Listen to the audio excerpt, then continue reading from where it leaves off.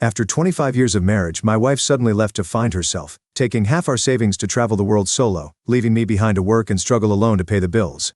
My wife abandoned me 2 months ago to find herself. My wife Mary's family has a history of dementia, developing memory issues in their mid to late 50s. Her mom, grandmother, and several other relatives on her mom's side have developed dementia. Her mom lived with us for 4 years until earlier this year. Her father is dead. Our kids are independent and out of the house. Our oldest is in her last semester of college, and our youngest is enlisted. The last 4 years were tough on us. Our daughter moved for college but moved back for a bit during COVID, and our marriage, living with someone with dementia, is brutal. We had talked a lot last year about taking the remaining college funds, our regular savings, selling or renting the house. We were ready to downsize anyway, quitting our jobs, and traveling for a year, or until the money ran out. We just had to wait for her mom to move into a home. I understand her anxiety about developing dementia, and I was burned out. You lived through COVID working remotely, a wife working remotely, a college and high school student taking remote classes, and a mill with dementia, and see how you hold up. Space finally opened up and we were able to move her mom into a care facility. I finally thought I had a chance to breathe.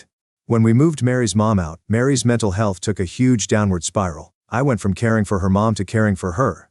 She felt guilty about putting her mom in a home and had lots of anxiety about developing dementia. Our plan was to start our traveling in the summer of 2024. 2 months ago I got home and she left a note, my friends call it Exhibit A, basically saying she was going on our trip without me. She had quit her job, took most of the savings and wasn't sure when she'd be back, maybe a year, maybe sooner. She knew I'd understand. Her location is turned off and my calls go directly to voicemail. I texted the kids a picture of the note. We have our own checking accounts for direct deposit of our paychecks, but we transfer most into a joint account to pay the household bills and save. We both had access to a main savings account. We have joint credit cards we use for household expenses, the 2 cars, and the mortgage are joint. We both also have our own small savings accounts, our own retirement accounts equally funded, and our own credit cards for gifts and fun things. I closed all joint cards and accounts. I waited a month to see if she'd come back, hopefully before she spent our savings. After receiving only one text the first month, I went to a lawyer. She basically said there was very little to do right now other than change the beneficiaries of my retirement accounts and life insurance. Yay, my wife gets nothing else if I die alone while she's having our adventures. It was only a month and there was no way to serve her papers. My lawyer advised me to keep paying the mortgage and the cars. The cost of trying to get a judge to approve the sale of joint assets was more than making payments. I didn't want to ruin my credit by letting one of our cars get repossessed, but I can't sell it because she's on the title. I get random texts and she sporadically posts on Instagram. Of course she has comments turned off. I want to block her so badly, but my lawyer advised me that it's better to maintain a communication channel that's not through our kids. Her last post was from Hawaii. She put in the comments how great a husband I was for letting her take this trip. I'm barely making it, paying for 2 cars, a mortgage, household bills and insurance, hoping there are no emergencies because I have no savings, and she's enjoying our trip.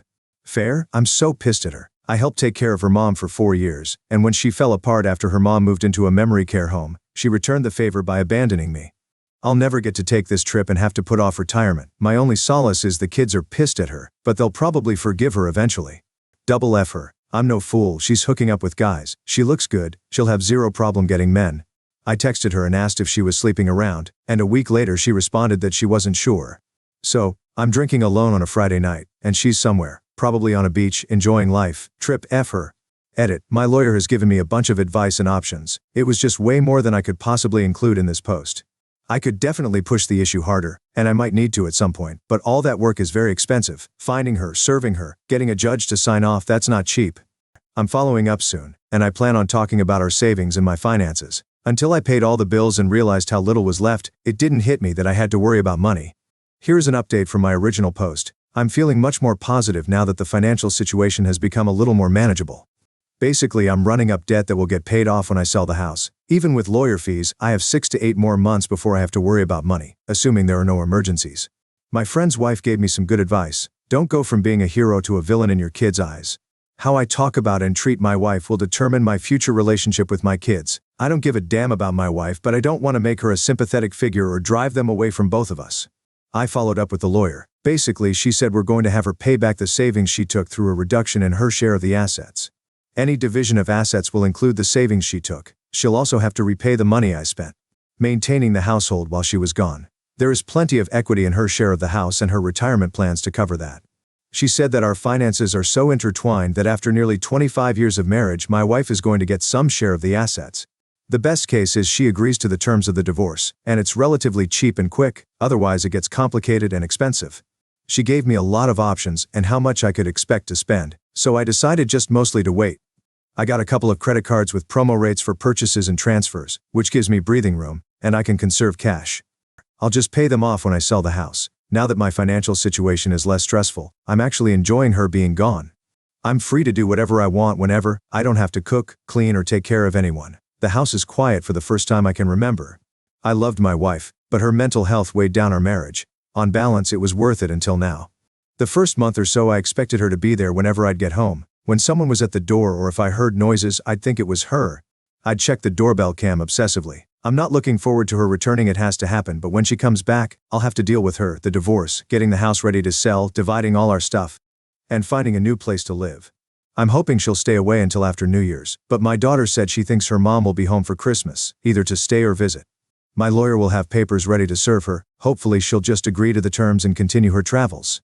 She's told her family she won't be home for Thanksgiving. Nobody told her my daughter and I were spending Thanksgiving with her family though. She can see the posts of us having a good time without her. People had some great advice, renting or selling the house, not really feasible right now since I'd have to fix some stuff and get it ready to sell. Rent. Since I need a place to live, the amount I net each month, rent, mortgage, rent on a new apartment, storage unit, equals not worth it. My kids' rooms are still full of their stuff and I don't want to spend the time and effort to clear them out and put them in storage. Also, she left her keys. I changed the code on the security system, the passphrase and the password. I also found a new hiding place for the emergency key we had in the backyard. Getting a HELOC, this was great advice. I didn't realize I didn't need both people to get a loan. If I need more money, I can go this way in the short term. The promo rates on the credit cards were cheaper and easier than getting a HELOC, serving my wife divorce papers or getting a divorce in absentia. This is something I might need to do eventually, but the cost of lawyer fees goes up exponentially in cases like this. I'm comfortable just waiting for now. Look at the phone bill to see where she's at and possibly going. I did look at her usage and noticed that she doesn't post on social media until after she leaves a place. For example, when she posted about Hawaii, she made a call that day that originated in Los Angeles. She posted about a cruise and I figured out the dates, trying to serve her at the port possibly, but it ended a couple of days before she posted. She tried adding international calling to her line, but I blocked it, so she removed her phone from our account. Update: my wife texted me in the middle of December that she'd be home for Christmas. I told her that our daughter and I would be at my brother's and she obviously wasn't welcome. I'd leave her car in the driveway and the fob in the backyard. She wasn't allowed in the house unless I was there. She didn't have keys to get in. She spent Christmas with her sister. When we got back, I met with her. I decided not to be overly confrontational because I didn't want to give her the satisfaction of thinking I cared enough to be mad. She was taken aback about how detached I was. I could tell it bothered her that I didn't show her much emotion, not even anger. I just wanted her to agree to a divorce. This is a summary of several different meetings both with and without our daughter. She hasn't wanted to meet with her mom alone yet. I asked why she left without telling anyone. She said she didn't want to wait a year. She didn't want anyone talking her out of it. She didn't want to work anymore, and she wanted to leave before her mental health got worse. I'm sure it was mostly because she didn't want me to stop her from taking the money. She knew I would take care of everything with the kids and house when she left. We had decided to go in the summer of 2024 for a few reasons. Packing everything and getting the house ready to sell was going to be a lot of work. We wanted to make sure our daughter graduated college, got a job and was settled. We wanted to make sure we had money when we got back. We wouldn't have a house, cars or jobs, so we needed money because it could take months to find work and a place to live. We didn't want to have any worries or deal with a mess back home. At some point in our planning, she began questioning to herself, not me, if she ever wanted to go back to our old life. She didn't want to work full-time or buy a house and stay in one place after we got back. She wasn't sure what she wanted, but she didn't think she would figure it out talking to me. I told her that's the reason we were taking the trip, to figure those things out together, to see what we wanted for the next part of our life. I asked her why she didn't just get a divorce before she left. Then she wouldn't have had to do this behind our backs, and she would have had plenty of money without stealing our joint savings. She claims that she didn't want a divorce, that she wanted us to live whatever life she figured out. I told her that's not how marriages work, one person deciding for the other. In talking, texting our daughter, her family, my texts and voicemails, she realized I might not forgive her. She was right about that, so she might have to visualize a future without me. This is where I had hoped she would say something stupid like she was going to squander all her money living in a van and make travel vlogs. Or she met some guy that she needed to wire money to so they could open an ice cream shop in Alaska. Instead, she wants to be a digital nomad, working part-time, fully remotely, and living in new places. She tried to convince me to go with her, but I'll never be able to trust her. Plus, I don't love her anymore. Traveling like that for a few years doesn't sound bad, but she doesn't have a job or any work lined up. She's not in her 20s, and that way of living will get old quickly. No close friends, no family. I want her to make it work so she won't be here trying to get back into our lives. And to answer some of your questions, how are the kids doing? Our son wouldn't have seen us the entire time she was gone anyway. He only responds to her with very short texts. He told me she wanted to see him, but he said he was too busy and wouldn't be able to get away. He lives in the barracks, so it's an easy excuse to avoid her. My daughter stopped texting her. She's pretty upset. Her worry turned to anger when she realized her mom wasn't having a mental breakdown but was just being selfish. If her mom was sticking around, they could probably work through it eventually. I just care that my daughter is happy, so whatever she decides, I'll support her. Did she spend all the money? About half. I think she realized she needed to figure it out before she completely ran out of money. Did she sleep with anyone? I didn't ask because I didn't care. Asking would imply I wanted her back or it would matter. Even though I didn't ask, she claims she didn't. Not sure if she's lying or not. She might just be saying that because she doesn't want the kids to have another reason to be mad at her. Does she feel bad for what she put us through? She claims she does, and she wishes she had handled it differently. She said getting away and figuring herself out was best for her. I told her she was just being selfish. When she first left, we were worried something would happen to her, and we would never see her again. She's always been self-centered. I told her she was taking the easy route and letting everyone else handle the difficult parts.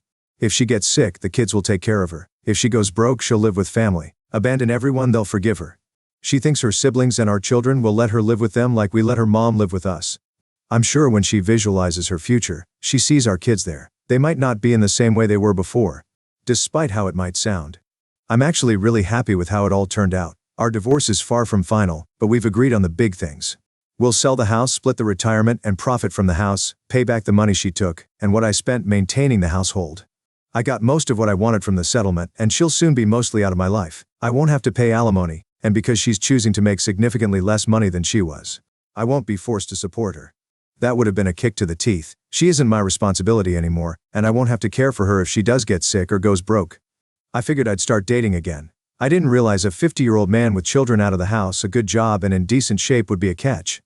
I'm not fighting women off with a stick, but I've had a lot more interest than I expected. It's been kind of nice meeting new women. I'm not dating anyone who has young kids or wants kids. There's nothing wrong with that, but I've already raised my kids.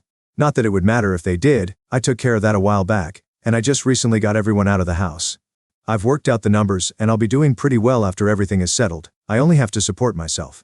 Not where I wanted to be at 50, getting divorced and using Reddit as free therapy sessions, but I'm happier now than I've been in a while.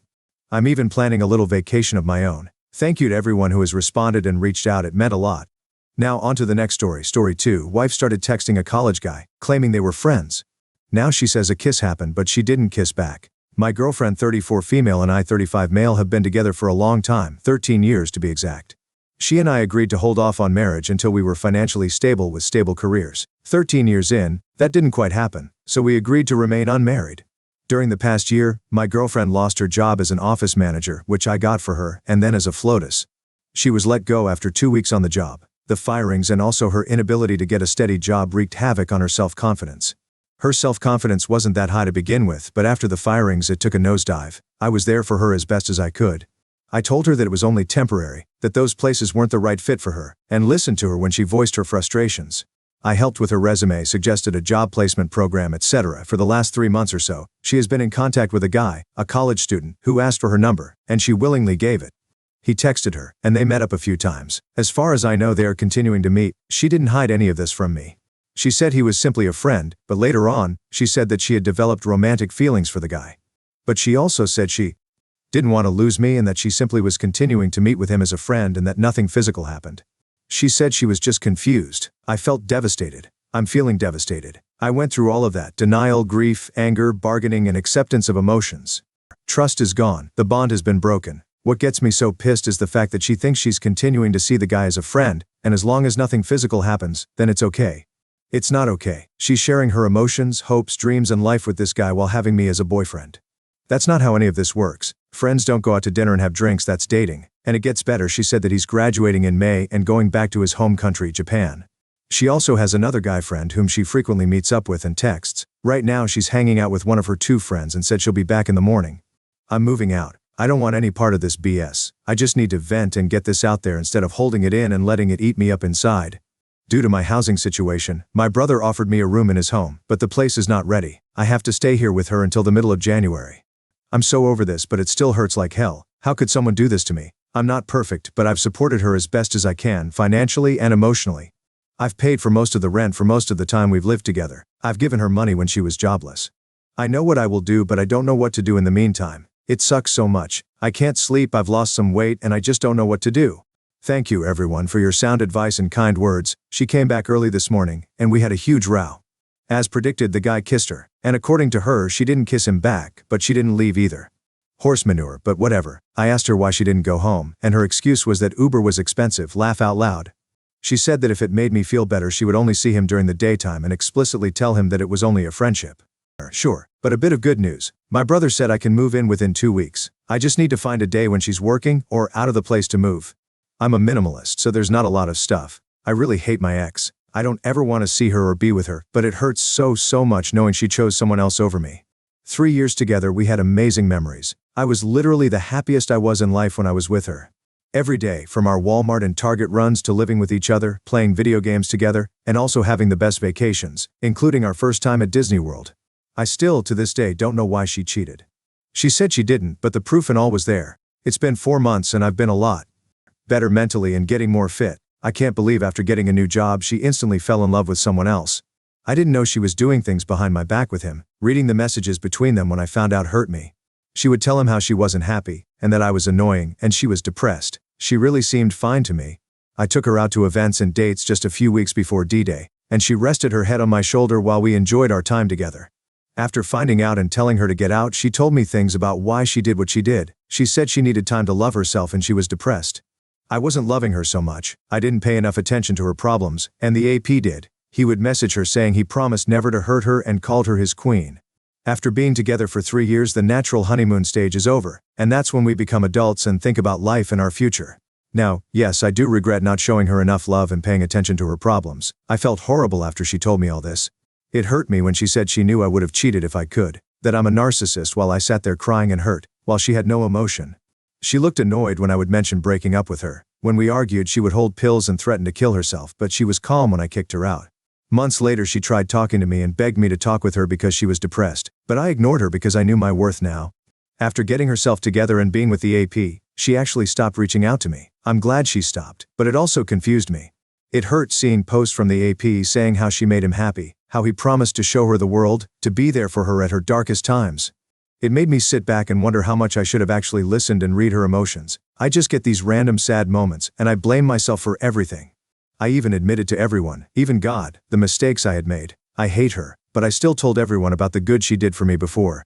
I'm not a negative person and wish the best for everyone no matter what. I didn't deserve to be hurt like this, but everything happens for a reason. Like I said, I knew right from wrong, and I never treated her badly. We had our ups and downs, and I admit I said hurtful things to her, even bringing up her past, which she lied to me about at the beginning. That had to do with some type of incident. I don't want to say what exactly, but it has to do with that category, and she was willingly doing it. I definitely learned from all this. I know what to do and how to treat the next woman in my life, but I'm in no rush. It just hurts knowing she's happy with someone else, and so is he. I miss the girl I met 3 years ago, but I don't miss the cheater in her.